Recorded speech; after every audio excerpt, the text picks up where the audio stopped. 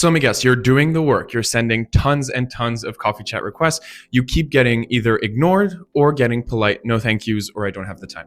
There's a simple way to flip that. It's a psychology trick. And this psychology trick comes from decades of research. And it doesn't just get people to say yes to you, it gets them excited to meet you. My name is Nabil. I work in tech, and I've helped people in literally every industry. And in this video, I don't just want to show you what the psychology trick is. I'm going to share with you the proven steps, the 6-point template that gets yeses from everyone. I've personally used this in my experience. I once met with a vice president at a large financial company by getting through their assistants, literally 3 layers of bureaucracy because of the 6-point template. I spent about an hour on call with this vice president. He almost created a position for me at this company. I almost wrote my own job description. This is just about getting so many more yeses, and yeses that are quality yeses. I have been, and we have all been, in those coffee chats where it's awkward and you don't know what to say because the other person is just not vibing.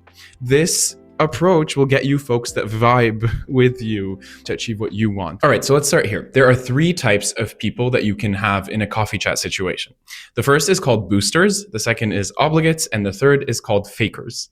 Let's get started. So boosters are who we want to target. And this is what I'm focusing this video on, is finding boosters and getting them to say yes from literally the first message.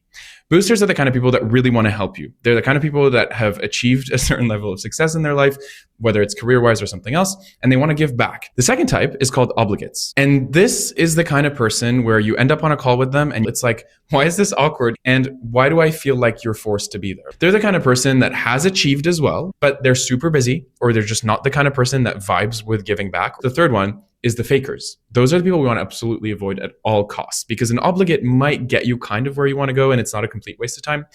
But fakers are the worst. They are polite. They might even say yes, but they never follow through. And this is not the kind of person we want to waste time on, especially because after this video, you will be getting so many coffee chats that you won't even have time to do all of them. And I need to give credit where credit is due. The secret to getting those yeses is directly from the book called The 2-Hour Job Search by Steve Dalton. I've adapted the 6-point template to my own experience, to more recent times, because I know the job market right now is not what it was years and years ago. So the 6-point template, let's get started. The first point is that you want to keep the message to under 75 words. Email, message, whatever it is. Especially if you're reaching out on LinkedIn, like I know those character limits are tiny. And I actually have a tip for you there. A lot of boosters, the kind of person we want to speak to, actually have open profiles on LinkedIn, which means that you don't even need to have LinkedIn Premium, or you don't need to be connected with them to send a longer message to them. I highly recommend you try to find people with that, and you'll notice it pretty quickly. It's when you go to a profile again and you can click on message and you get this big text box for free and you can send it directly. But regardless of how you're doing the outreach, always keep it succinct, under 75 words. The next point, and I will share an example of all of this, you will get an actual template, but it's really important to understand the psychology before we get to the template. The next point is that you want to ask for insights and learning and advice, not for a job. Don't ask for a referral right away. That's just not how the world works. If you ask for a referral, it's like, why are we even coffee chatting? So I hope you do understand that coffee chats are part of a journey where you're connecting with someone. Obviously, there's no shame in it. Like if you're looking for a referral, you're looking for a referral, but that's not how you should lead the opening. What you should be reaching out about, your main ask, and I'll show you exactly what this looks like in the template, should be insights, learning, or advice. Okay, the third point is to state your connection first. Now, you don't need to have gone to a big name school to reach out to alums only. Like, you don't need that. If you watch my first video in this series, you'll learn exactly how to find the kind of person you should reach out to. But when you're writing your outreach, you want to state your connection to the person right off the bat. And I'll show you what this looks like in the example when we get to it. But if it is like an alumni connection, for example, or if it's something else, you need to state it right from the start, because that's what's going to build trust with the person. Especially since we're doing such a short message, we want to try to reach boosters.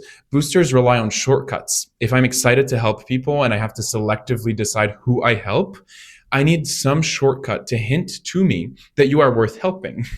That's just how humans work.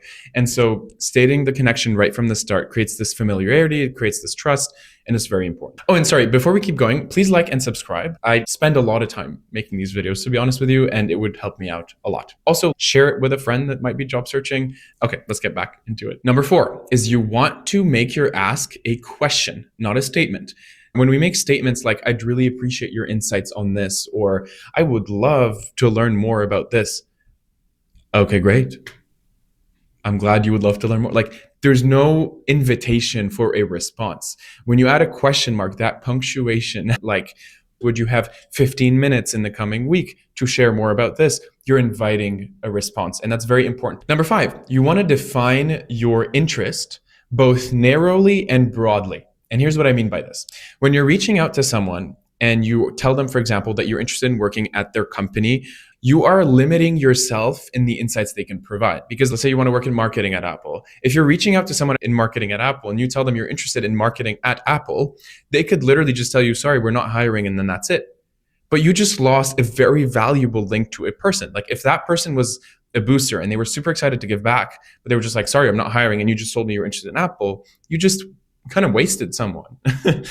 If you had told them that you were interested in Apple narrowly, but also broadly in marketing and technology, for example, you are broadening your ask enough that they could say, hey, yeah, my company isn't hiring right now, but I'm happy to help to speak with you, help you connect. Maybe they have someone in their network that they can refer you to. Connecting with valuable people and people that can help you achieve what you want to achieve is super important, regardless of if they work at the company that you want to get to, for example, directly. And number 6, and this is a counterintuitive one, and I'm really glad you got to this one because it's so important. You want to keep the outreach about the contact, the person you're reaching out to, and not about yourself. I used to send messages that were literally in 3 sentences, everything I've achieved that's incredible, as a way to convince the person that I'm talking to answer me. And maybe that's how you think about it. Like you want to mention your achievements, your relevance to the person you're reaching out to, but that's completely wrong. And let me tell you why. When you're reaching out to boosters, the kind of person that wants to give back, that wants to help out, they care more about helping out than about who you are and the achievements. What you are doing with this approach is making it less about your achievements and more about them, which for Obligates is going to make this less interesting because, oh, why would I talk to you? You wrote a message as 2 sentences. If that's the way someone thinks when you reach out to them, you don't want to talk to them in the first place because they're not going to be the kind of person that just helps out a lot. Okay, now here's an example so you get a perfect idea of what I'm talking about. So the first thing is, hi, Jeff, I'm Brooke, a fellow Duke MBA, class of 22. Right off the bat, what Brooke is doing here and signaling to Jeff is that there's some familiarity, that there's some context shared. But again, this doesn't have to be university related. Like this is a simple example, but if you go to my first video after this one, you'll learn exactly how to manufacture connections with people that you maybe thought you couldn't reach out to. That VP that I mentioned at the beginning that I spoke to for an hour didn't go to my school at all. He didn't go to my school, but I still found a way to reach him. And I highly encourage you to watch that first video. But anyway, so what this is doing is right from the start, in a very short way, establishing a connection. And then notice how right away we're getting into it. May I chat with you for a few minutes about your product management experience at Red Hat, for example? What this is doing is a few things. First, it's a question. So it's inviting a response. Jeff is going to reply to Brooke because it's a question that she asked. It wasn't just a statement. Also, this is directly attractive to a booster. If Jeff was an obligate, he would be like, oh, wait, what did you achieve? What's your relevant experience? Like that is not the kind of person Brooke wants to attract.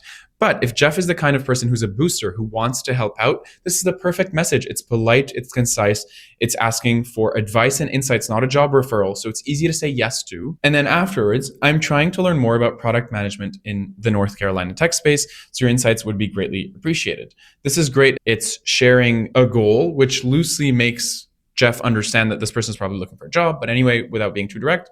And then best regards, Brooke. Super short, super concise, super to the point. Okay, now here's another example. If there was a job posting and you wanted to specifically make it a bit more referral oriented. I don't recommend this, by the way. Like I used to do this at some points and I'll tell you why, but I recommend the first message because again, you want to reach boosters, you want to ask for insights and advice, not necessarily a referral. But if there's a position at a company and you're very qualified and you want to apply to that position and you want to do it quickly and you feel like you want to be more direct and that's just who you are, that is completely fine. There's an approach to doing it. And let me share it with you here. So this example says, hi, Lena, thanks for connecting. I'm a strategist with Uber experience trying to get into strategy and operations in the Canadian tech space. Would you be open to briefly chatting about your work at DoorDash? Your insights would be greatly appreciated, especially as I look into the open new verticals associate role. I can fully accommodate your schedule. Thank you for considering my request. The reason this works well, even though it's doing some of the things I didn't recommend, is that it's still humble, it's still short, it's still polite, and it's still broad enough that Lena could say yes. This person clearly was interested in the role directly, and it's a bit more upfront, which can work well, right? Because the person did share their experience and give a bit more context. So it's really up to you to find the balance that you want. And so before I let you go, I want to tell you what happens next. After you send the message, what if you don't get a reply? When do you follow up? How does that work? Let me tell you. There are actually formulas to this. If you don't get a reply after 3 business days, you can identify a new contact at the company you were interested in. So let's say you reached out to people at Uber. You don't want to reach out to 20 people at Uber at once, because at some point it's going to be like, is someone going to mention something to someone? So what you want to do is identify a contact at a time at different companies. And for more details on who to reach out to, please watch the first video. It'll give you exactly the formula. But after 3 business days of no reply, what you want to do is identify a new contact and try to reach out to them. After 7 business days of no replies to that first message to the first person, what you can do is follow up with this original person. Completely fine. It's been a week, completely polite. You have absolutely nothing to lose. People miss messages all the time. Follow up email or send another LinkedIn message if you're connected. Keep track of who you reached out to and when, and then just add reminders for 3 days after and then 7 days after. The follow up can look something like this. So, hi Ed, I just wanted to follow up on my message from last week. Might this week be a better time to chat about your experience at AMC? Please let me know if so. Best regards, Steve. Super short and concise again, very polite, inviting a response by saying, may this week be, removing pressure also. Steve is not telling Ed, hey, you didn't reply to me, like literally why, please reply. It's not simpy. What this message is doing is like, oh, perhaps last week wasn't a great time. Maybe this week is. So it's a great one. Now, in the book that I'm bringing most of this stuff from, Steve Dalton, the author, recommends that you don't apply to a job opening until it's been at least a week that you've been trying to reach out at someone at a company to speak to them and get a referral. This is really up to you. It's situational, but for most situations I've seen nowadays, I don't recommend that because of how the job market is, how AI reviews are going right now. It's like one of my most successful job applications.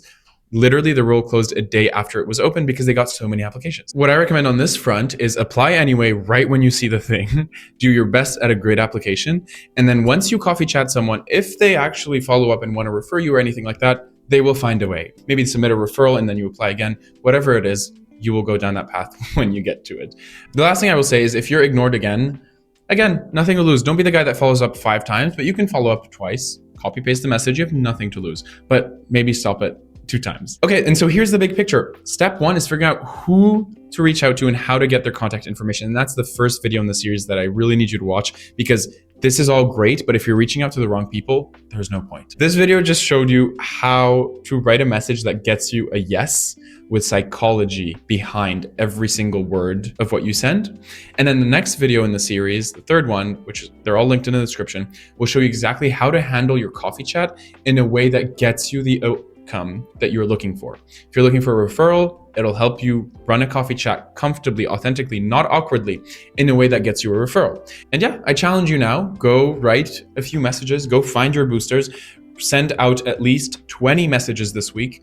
If you think that sounds like a lot, you need to watch my first video and learn who to reach out to because you can find a lot more than 20 people. This is a numbers game. I wish you all the best. I know this can be a very tough time. My job here on YouTube is to help you reduce that uncertainty, feel more comfortable, feel more confident going into every step of the process. If you are applying and you want to learn more about how to put your best foot forward and you want to know how to do great on every step, whether it's the phone screen or the interview itself, please check out my channel. I make a lot of content around this stuff. And leave a comment. I love to get video ideas from the comments. I am literally here for you. And you'd be surprised how many videos I make based on just comments. So don't hesitate. Also, please like and subscribe. Share it with a friend that might be job searching. I spend a lot of time making these videos, to be honest with you, and it would help me out a lot. Best of luck. You got this.